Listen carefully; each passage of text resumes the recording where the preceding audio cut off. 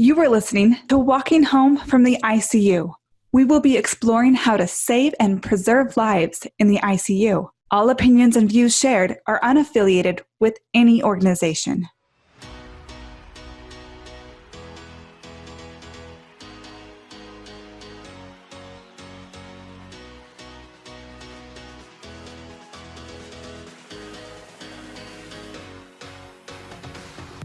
Over 20 years ago, research was starting to understand the long-term effects of sedation and immobility. Yet even back then, the cultural cement in critical care had already long dried. Sedation was pulsing through its veins. When the Awake and Walking ICU was being born, what was it like for seasoned nurses? How was such change introduced? Who embraced it and who rejected it? Patty and Stephanie join us today to share with us what it was like to be part of a cultural revolution. Today I'm here with Patty and Stephanie, some of the pillars of our ICU, some of my main mentors. They're going to share with us what it was like how many years ago? I would say 17 years ago. Probably. Yeah, when this kind of culture and process started. So Patty and Stephanie, thanks for joining us today. You're welcome. Thanks for having us. So I know, Patty, you started in a shock trauma ICU. Mm-hmm. What was it like back then?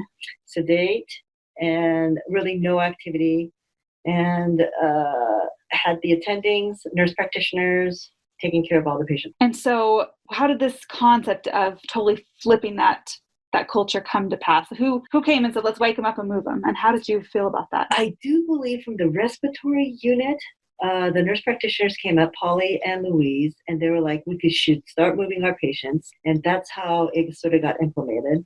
From the old fart nurses, we got a lot of pushback because they didn't want to do that. And I think it comes because of fear, uncertainty, bed settings, yada, yada, yada. But we were able to weed out all those stuff, and then we were able to get them at least to the chair for the first 6 months, and then slowly graduate to ambulating. And how did that feel for you? Like when you first, because you're taking care of patients that weren't moving the whole time. That's right. So were you excited about that, or did you have some questions? Oh, yeah, totally questions, right? Like, really? You really want to try to move the patient with the tube? You worry about the tube. You worry about hemodynamics. We still had the swan and stuff like that in. Trauma patients, like how much can they do? We had an A-line in the groin. Just different stuff that people were just really worried about, but we did it. So you started by just getting them to the chair. Mm-hmm. Was there a lot of buy-in by the staff in general? I would say 50-50. Okay. And then how did you go from from getting to the chair to actually walking on the ventilator? I think we asked for a physical therapist, I think, and then they would help us mobilize the patient, is how it worked out. So you were doubtful at first. Totally. Which is funny for me to hear because I've seen you guys as some of the biggest advocates. I mean, I came as a nurse, I didn't know anything, right? Mm-hmm. But I saw you guys being so natural, so comfortable with it, that it's hard for me to imagine you ever being obstinate or doubtful about it. So how did that change for you? What changed your perspective in your practice? I would say they got off the bed much quicker. They were able to still keep their muscle strength, right, to be able to breathe and move. So that was really good to see, I think. I don't know what else, but... Stephanie, you're one of the... Yeah, well, what do you think, my Stephanie? perspective is much different because working in med-surg ICU, when we get the patients from shock trauma and they had been sedated, it seems like when they took out the sedation, they sent them to us and we got to deal with the delirium. Oh, okay. And it was a lot of agitation and lots of sitter patients and trying to keep them in bed. And yeah, it was difficult. It was physically exhausting. Yeah. Way more work when they're delirious. Way more work. Mm-hmm. Way more work. Yeah. So then so at that point, I mean, it was a lot more physical therapy. Let's try to get them up. Let's try to get them tired so they'll maybe get some rest and not wear you possible. out. And that wore us out. Mm-hmm. Yeah, that's a different aspect too. Totally, it was a totally different. Yeah, totally. Yeah. I just had a friend text me. He wants to incorporate this kind of culture into his ICU. And so he texted me, he said, I'm trying to wean the sedation off this patient, but they're really agitated. What do I do? I said, get him up. Mm-hmm. And he's like, but he's agitated. I said, but get him up. Yeah. And so he did. He had no support. Like no one would help him walk the patient. So he just took steps with him. And the patient had just been there for a little while, but it wore him out so much that he slept all night. And he's like, I can't believe that worked. I never would have thought of just moving the patient being the treatment for anxiety. But his night was, as a nurse, was better because. Exactly. Yeah. And we found that to be true as well. If the more agitated they got, it was like, okay, it's time to get them up. Let's get them walking, moving if we can, or up in the chair and wear them out. And so now, and then if they would rest and sleep, their brain would start functioning better. And you had a better day the next day. And a better day the next day. And so after seeing what it was like to have people sedated and immobile, and then to see all the crazy delirium from all that, how does that play into your practice now that you're getting people from day one? What does that do for your practice and how you approach managing patients on the ventilator? Still get them up. I think that's really helpful. Yeah. I think because the day and night sort of gets confusing, right? So we try to have that day-night routine, see what they could do, because they're not coming in untended. They're coming in walking. Mm-hmm. So, and as minimal sedation as possible to keep their brain functioning clearly, and so they can interact. Mm-hmm. And how do you see patients? I know that, you guys have done this for so many years. 12-hour shifts are long, but what do you see when you're managing patients as far as what is your vision for them? Because I hear you guys talk about things, and I hear you talk about weeks from now. And I'm always amazed. Why not just get through your shift and do what is convenient for now? What do you see for those patients? I see them getting better if they can move. So, right? Well, Patty, that's what I see them do, right? Like, so my thing is basically get in there. I don't care how much support they're on. Get them up on the side of the chair. That's the first thing I would do. I would assess them and get them up in a chair. If I have to tie them down, restrain them, that's fine. And then have the sitter help me for sure. And then keep doing that. And then in the afternoon, when you get them up much stronger, they're able to do more stuff too in the afternoon. So if you calculate all the days that you keep doing that, day and night and evening, they're going to be able to keep their strength. Right. You don't put it off. So you come in with someone that's maybe a little shocky or a lot shocky. Really bad respiratory failure. Yeah. You do whatever they're capable of in that moment. That's but I think there's such an inclination to wait till later, right? Yeah. We're going to just treat the infection now and then get them up later. But from your experience, what does that do? Just prolongs being intubated. Yeah. And your weakness continues, right? Your weakness continues. Think back. I mean, it was scary thinking, you want me to get this patient up and they're on pressers. And I mean, it was frightening. Yeah. And now I don't even think twice. It's like, yeah, we can do that. Mm-hmm. And we're not whipping people that are army crawling blue on the ground. Right. That's correct. That is correct. But you have to make a common sense decision, right? If they sit up and they're dropping their pressures and they're on multiple pressors, well, we try again in a couple of hours. Right. Maybe they'll be better, Yeah, so you take it slow. Yeah. See what they can tolerate. Yeah. I think even sitting up, they're holding their own heads up, and that's going to help them get extubated later, swallow later, all the things. But work their core. Yeah. Mm-hmm. And so when we get patients from other facilities that have been down for weeks or more, what is that like? Like, Patty, you just took care of a guy that was prone for 8 days with COVID-19, correct? Mm-hmm.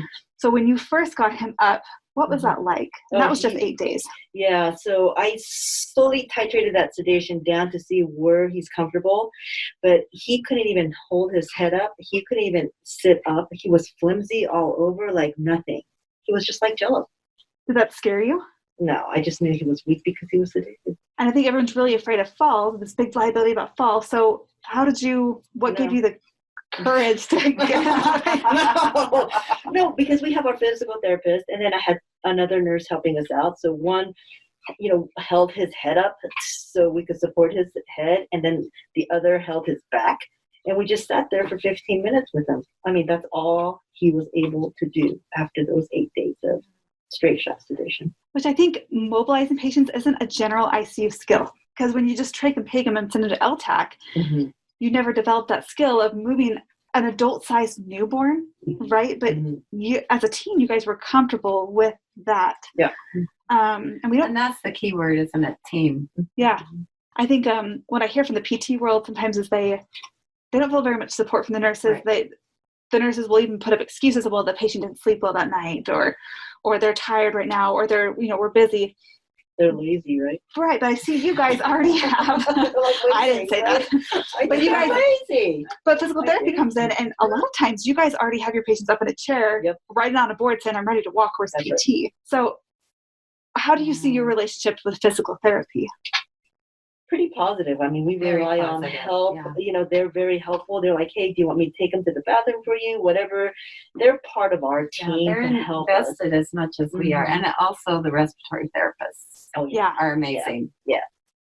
And how does that? It takes a lot of time for them to come in and help us walk people on the vents. And how do you coordinate that with the respiratory therapist? As far as like when you come on, you see, okay, we've got 7 vented patients and they're all going to walk. So who does that when?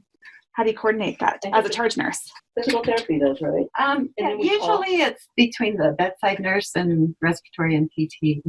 So they coordinate, make a plan. They all find a time that works for them. That's right.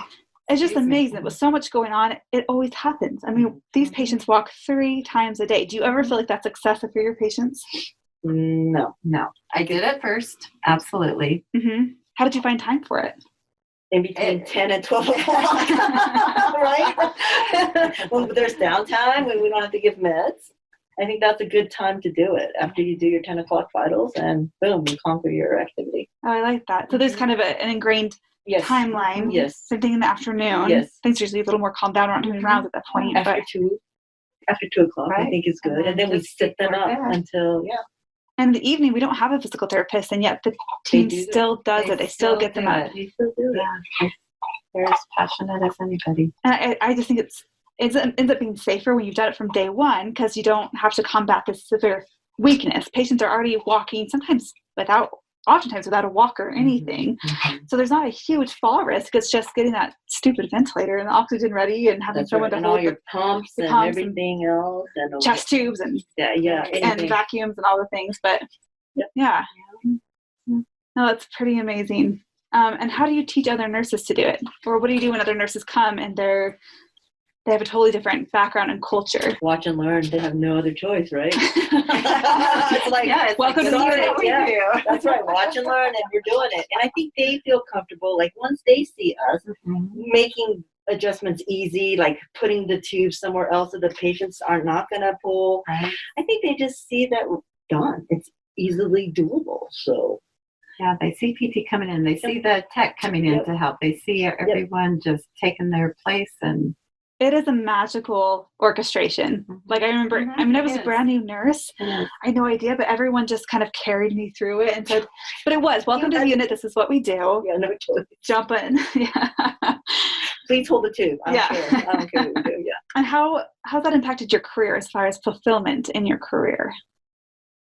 Oh, it's very rewarding, extremely rewarding to think of how many people do not have to go to a care facility and can actually go home and be functional. It just boggles the mind sometimes.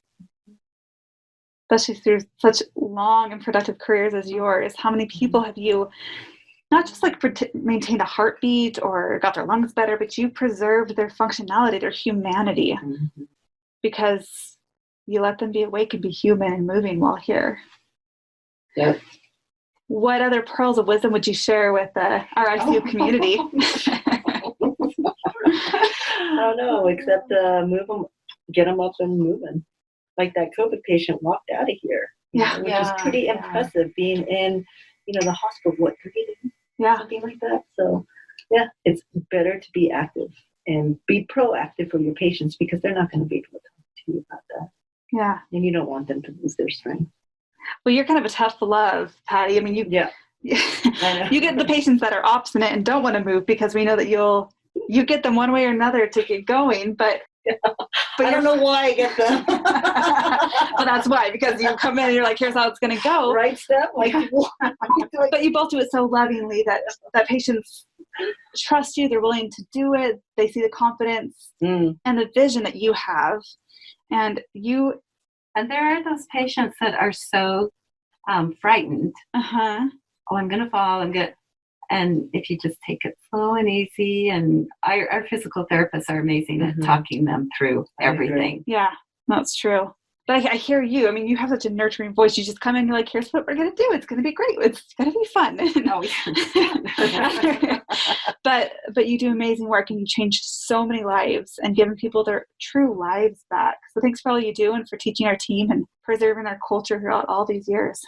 Well, thanks for all you do. Yeah, Amy. thanks for all you do too. Well, thanks for sharing. Yeah. If you want to join in on the conversation, leave a voicemail at 801-784-0472